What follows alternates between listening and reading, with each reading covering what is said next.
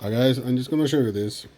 If your prints start looking like this, where basically the layers shift sideways, like here, it just really doesn't look like anything, and you can easily see it on the prime towers. You can see it shifted layers there, and it just looks horrible. Now, for me, on my Bambu X1C, I did the following to fix this. I went on the, you see I moved to the printer. I went to the back of the printer, and then you have these here, these nuggets here.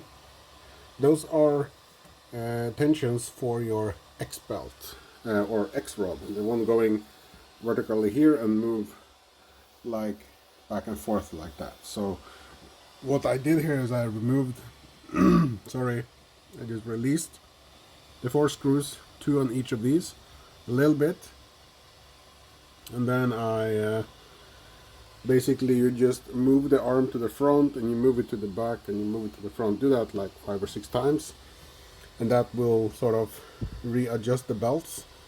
And then you move it all the way to the back, and while it's at the back you just tighten the screws again. Now that is for the X-axis. Now for the Y-axis there are let me see, there is a rod there. If I can point, there's a rod there, and there's a rod here, and there's a rod in the middle on the back.